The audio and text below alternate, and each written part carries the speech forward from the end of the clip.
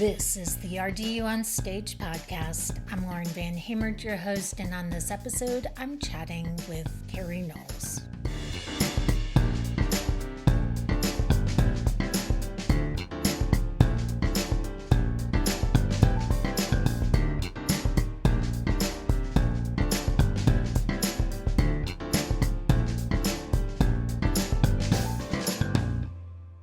Carrie Knowles is an award-winning artist and author. Her short play, Ladies Are Waiting, is being co-produced by Burning Coal Theater and North Carolina Theater as part of the 19th Amendment Project. Knowles was in the process of finishing up her last novel, The Inevitable Past, when she was approached about crafting a piece for this project. And that is where our conversation begins. My latest novel, which was published in May. The suffragettes are a key element. The issues why women wanted the right to vote. There's still, to have a voice. It was a voice. It was a chance to be heard and to be listened to, more than to be heard, to be listened to, and how we're still in many ways trying to be listened to, and we haven't gotten very far with that, which is something that comes up in The Inevitable Past. It's so interesting. So, in the last few months, RDU on Stage has spoken to a lot of people in the West End about a new show there called And Juliet.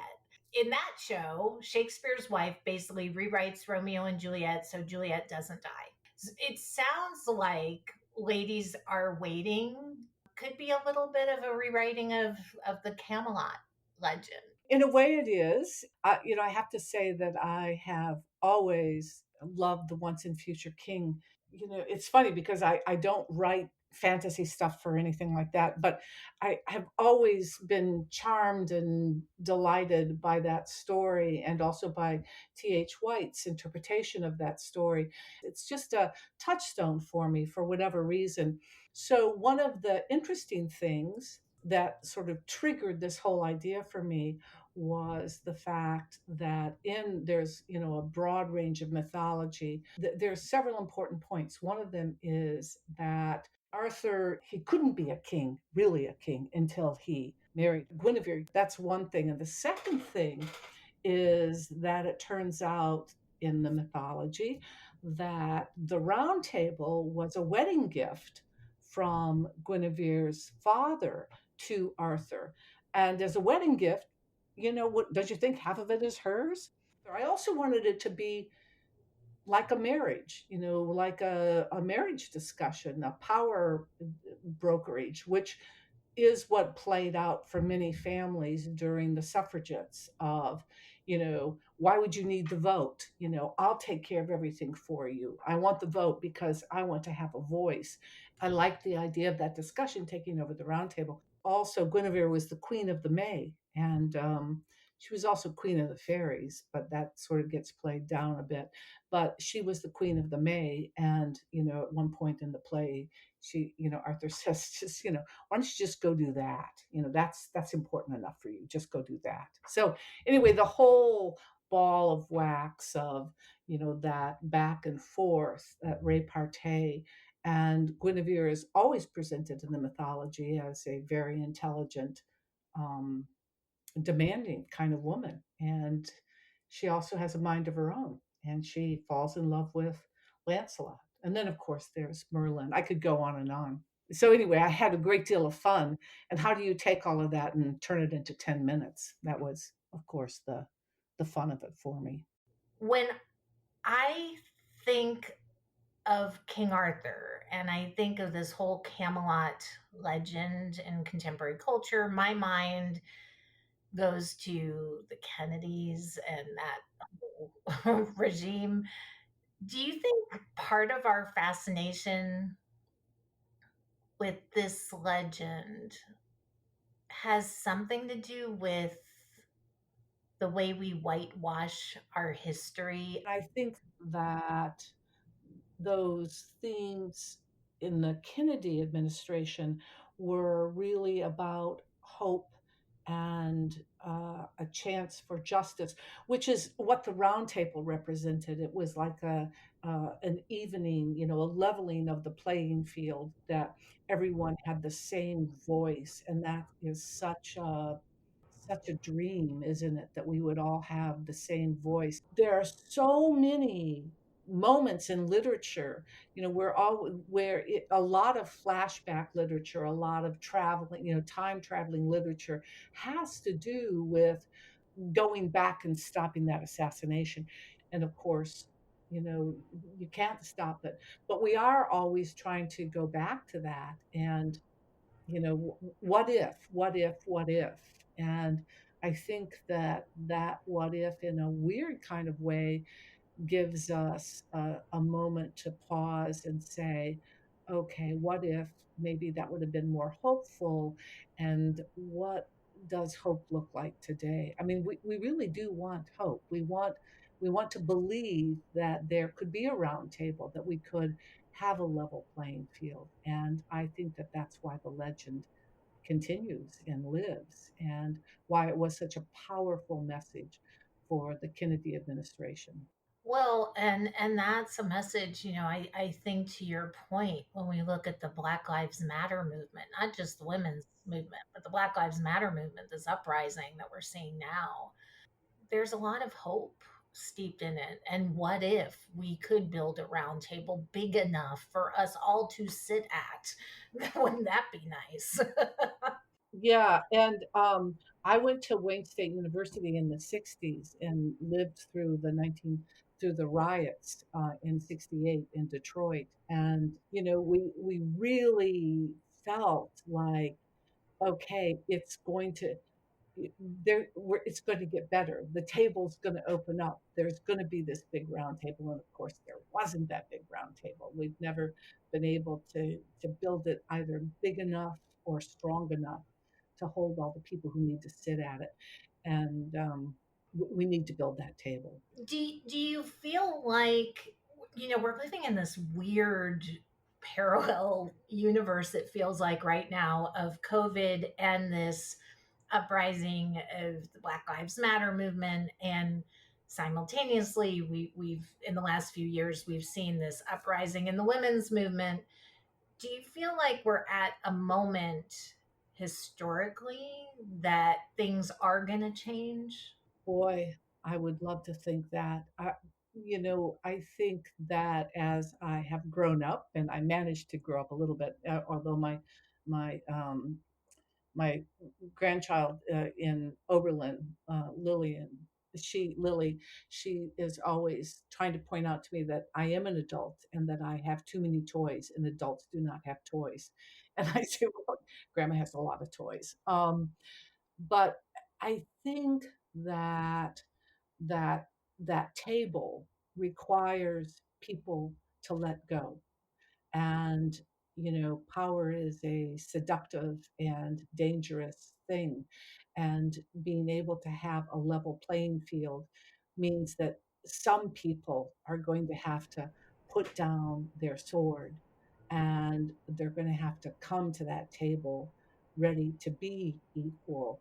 And that is a big leap, and the grown up in me says, I want to believe you, Pollyanna, but some people aren't going to be so willing to put down whatever powerful sword, Excalibur, or whatever it is that they have. Part of there's been a couple sort of reenactments, I guess, rebuilding of that round table. And there's a couple of them in England. And the way the round table is represented, if you think about it, this big table, and it, with tiny, tiny little pies that go to the center, it was such that people could put down their weapons when they sat at that table. And power is a weapon, and we have to put that down. Yeah, I think I definitely think people have to be willing to give up a little, and I don't see that happening. Right. The question becomes, what would we have to give up? What would we all have to give up for Black lives to really matter? What would we all have to give up for women to have certain rights? What would we all have to give up for everybody to have certain rights? And that is a way different question that nobody's asking. It's like, what are we willing to give up to get a peaceful society? What are we willing to give up to stop doing this? And I keep on imagining a bigger and bigger round table. And it's an interesting thing to think about. And it'd be a great discussion to have. What would you give up? What would you give up? Absolutely. Historically speaking, as you've done your research, is there any evidence that these type of law or LAW councils that you imagine Guinevere forming in this play, is there any evidence that these actually did exist as far back as medieval times? Oh, there was Eleanor of Aquitaine, and she was pretty extraordinary in terms of, she was at 15 years old, the Queen of France, and then later became the Queen of England when she married Henry. And when she was the Queen of France, she made rules for the servants. She just didn't like how messy things were, and she felt like they needed to get a grip on it. And so she developed rules for her servants then. And then when she divorced and then married Henry, when she divorced Louis VII and married Henry II of England, she developed the rules of chivalry. And those rules included rules for courtly love, which became very, very, very popular, including the fact that women should have the right to make their own decisions about who they will marry and how they will live their lives. Ironically, she was under house arrest both when she lived with Louis and when she lived with Henry, both times because she defied them and she spoke out about what she believed in. So I think she's really a very interesting and important person historically for that and following in Guinevere's heels. It's said that she was inspired by the tales of Camelot. There have always been powerful women, and sometimes they've poked through and made a stance and helped sort of set the course of history in a righted way. With the uprising that we're seeing in the theater community right now, do you think we're at the forefront of maybe a cultural shift in theater when it comes to the types of stories we're going to see on stage and who's writing them? Oh, yes, and I see that in literature as well. The world of literature is very male dominated. Women writers, the unfortunately, people talk about, well, that's just chick lit, which is such a demeaning um, phrase. It's a dismissive phrase. Well, that's lesser than, and it's just chiclet, it just seems so little and demeaning and kind of awful in a way. But I hear a lot of strong voices in literature, and I also see a lot of women actors who are older, who are taking roles, and that roles are being written for them. Sort of the wise woman is coming out, and sometimes she's angry, and rarely is she soft spoken. And I think that, I mean, we have 14 women playwrights in this project. I mean, how exciting is that?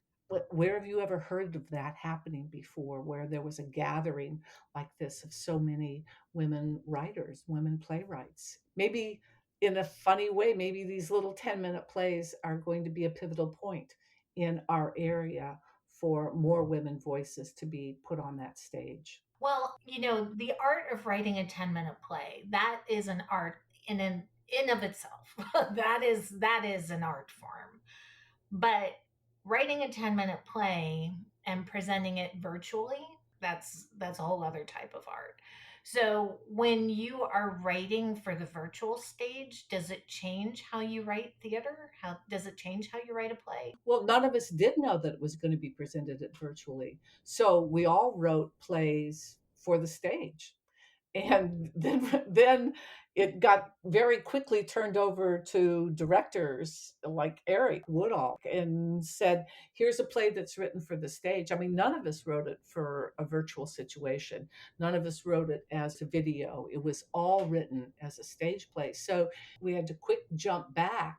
And I was lucky enough to be able to have a conversation with Eric right away when he was awarded my play. We quickly got together and had a long couple-hour discussion about how could this play work. And Eric had read the play before, and so he had some ideas.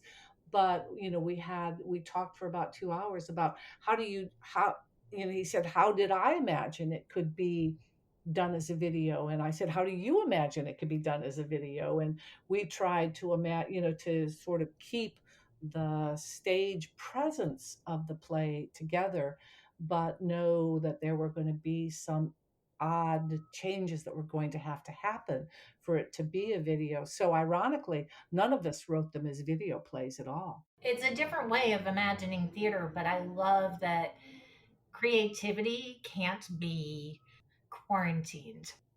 One thing that I love about all the theater companies involved in this project, all of them have distinct personalities. But what I love about Burning Coal is, in my opinion, nobody does the history play better than Burning Coal. That really just seems to be their forte. They know how to tell these kinds of historic stories, whether they're real or imagined. Do history plays have the ability to change our collective conscious and how we view our present? Oh, I think that they're very powerful, that those history plays give us a moment to reflect. Whenever I lecture, I always tell students that one thing that literature and plays do, it should the elements that should be there is there should be a door into thinking a different way, and there should be a mirror so somebody can have to reflect, to sort of see themselves, what would they have done in this situation. And I think that that's what historical plays do, is that they have both the door and the mirror, and they challenge our notions of what we think happened. And one of the reasons I love literature and I love plays is that they are there to challenge us, to say, hey, sit in this dark place for a few moments and think about what's really going on. The last production I saw of North Carolina theater, which was not a historical play in a way, was Kinky Boots. And that's not a play that you would say, well, that's going to challenge you, but it does.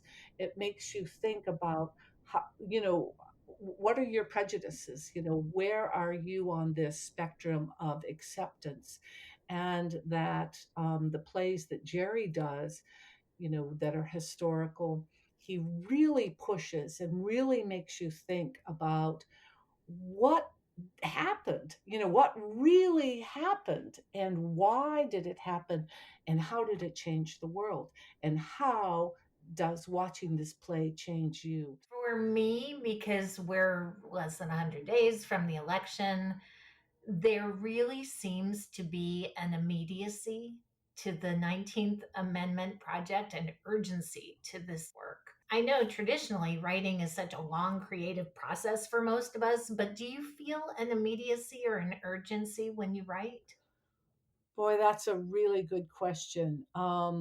I am in contact with a lot of close friends who are writers, and I think we are all struggling at this point as are many creative people. One, we've lost our audience and we're struggling to find our audience again. And I am so lucky that this project, that was started a year or so ago is happening at this moment. And I feel like, yes, a little bit of my voice is out there and is going to have an audience. And do I feel an immediacy about writing? I'm trying. Being quarantined is very isolating, and creative people need an audience. And, we're working hard to find out new ways to get that audience, to be with that audience. And I don't know about you, but Zoom, I find it to be like the dementors have come and sucked out my life, my soul. I haven't perfected it, obviously. It's not as satisfying as a situation as talking to people. It's just not there. I think because we are all trying to figure out just what is our new voice going to be in this different world. We're not going to go back to the other world. We will never go back to business as it absolutely was before.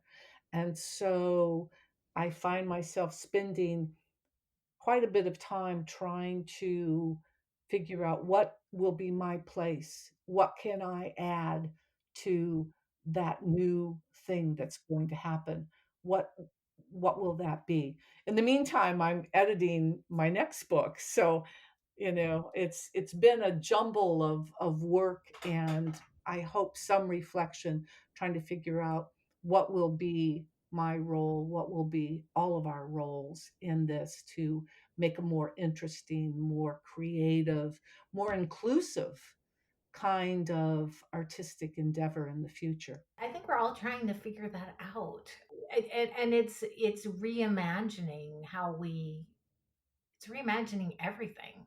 And maybe that's exciting for some people, but it's pretty scary for others. So I think as artists, what does an artist do when the audience is taken away, when things are dark? So much of your work is centered on the relationship between mothers and daughters. So can you talk to me about the relationship with your own mom and how that informed who you became as an artist and a writer? It's been, my mother died in 2000, so 20 years ago. That was sort of shocking for me to think about the other day, that she's been gone for 20 years. And of course, she died from complications of Alzheimer's. So she struggled, and we tried our best to support her during about 17 years of her decline with Alzheimer's.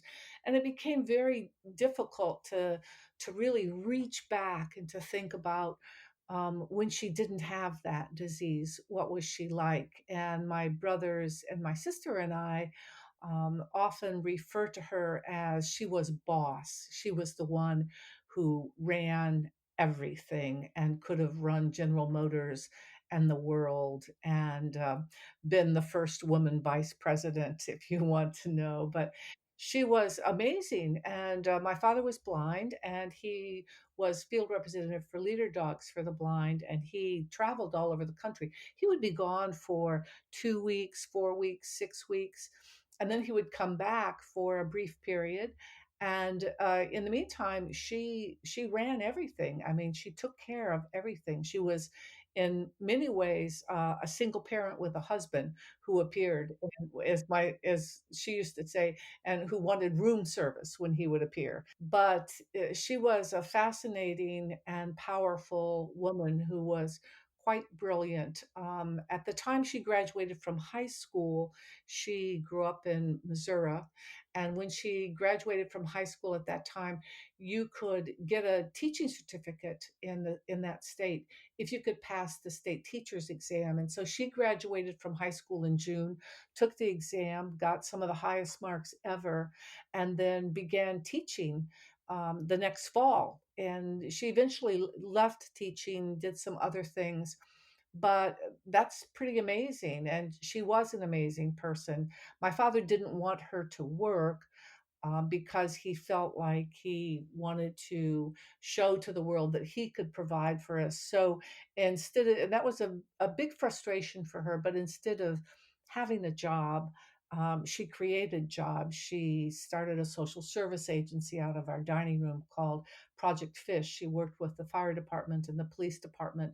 And it was sort of, in many ways, the precursor of a food bank that we ran out of our dining room. And my brothers and my sister and I became the delivery team for her, and she would collect food and deliver it to families who needed it. And the police department and the fire department would give her a list. One of the interesting things with my parents were when I was born, my mother named me. My father was actually on the road, and so she had the privilege of just being the one to name me. And she named me Carrie Jane Knowles. And she did that, she often told me, because she felt Carrie Jane Knowles looked beautiful in print. And she knew that my name was one day going to be in print. And as an homage to my mother, on all of my books, they're published under the name of Carrie Jane Knowles. And that's a small honor I give to her. I don't use that moniker any other place besides on the cover of my books, which is sometimes confusing for people, but oh well. It's what I wanted to do for her. Ironically, my father, on the other hand, did not want me to be a writer. He was adamant about it. He didn't want me to do that, and we had quite a struggle over that because I started writing professionally when I was actually in college, and it made him angry and a little bit crazy. And in the end, I think my mother also was quite anxious about the fact that I was on a path to become a writer, because I think both of them both sort of felt like I would starve to death. And almost, but not quite. I've done all right. But that was a fear for them. And in the end, my mother, it's one thing to wish for something and to think that your daughter should be a writer. And it's another thing for your daughter to write. And at one point, my mother said, you could be funnier. So that was my mom. And it was very sad losing her over all those years and losing that powerful presence. And I know that that's a huge sadness for every family who lives through the decline of Alzheimer's with someone they love, that you lose them little by little. And it's a hard thing. And it becomes hard to recapture the good of the life that you had with them. I know with my parents, it's really interesting. They don't have Alzheimer's, but they're older, and there's times when in my memory I still think of them as the mom or dad I remember growing up. And then I go to their house and I see that my dad's using a walker, or my mom is having trouble getting around. And I kind of go, where'd these people come from? This isn't how I remember you. Feels like a weird betrayal, like, "Wait a minute, put that walker away." My first book, The Last Childhood, grew out of, our frustration as siblings and as a family, about my mother's decline. And my siblings came to me and said, "Look, there are all these books about how to take care of somebody at home, but there's nothing written about what the family experiences." And that's how The Last Childhood came to be. And it was one of the first books about Alzheimer's that talked about just the difficulty of the family members and those many, many, many, many little losses along the way. And then they become big losses, and there's just financial problems and just problems of agreement. It's a complicated situation all the way around. And I do understand when you go and you say, "Wait a minute, what's that walker for? Why are you doing that? Where's the person who used to play baseball with me? Where is the person who used to go hiking with me? Where is the person who could do all these things?" That's the parent I want back now. Yes. Well, thank you for talking to me about your mother. I appreciate that. I was looking at the description of black tie optional. And one of the questions you pose in this book is, are you choosing to live life as a burden or as a journey? And it, I feel like that's what we're all grappling with right now in this time of COVID. You know, how are you choosing to look at this? Is it a burden or is it part of the journey? Yeah, that's wonderful. I mean, that's exactly it, Lauren. I mean, is it a burden or is it a journey? And I think because it feels so overwhelming, COVID-19 being invisible and you not knowing from moment to moment if you are okay, we got to get back on our horse and get on that journey. And that's hard. I mean, when Michelle Obama says, "Oh, I'm suffering a little bit from depression," I mean, you have to say, "Whoa, okay." That gives me permission to say, "Yeah, you're right about that." I think, yeah, we have to somehow, and that's the challenge right now is getting on that horse and getting back on that journey, and the journey is less clear, and that's what's complicated about it. Ladies Are Waiting is being co produced by North Carolina Theater and directed by North Carolina Theater's producing artistic director, Eric Woodall. The play opens virtually August 21st as part of the 19th Amendment Project, a co production of Burning Coal Theater and the League of Women Voters of Wake County. I'll put additional information about the show in the episode notes. If you like what you've heard today, please consider subscribing to this podcast, become a patron of the show, follow us on social media at RDU on Stage, or visit us online at www.rduonstage.com. Until next time, I'll see you at the theater.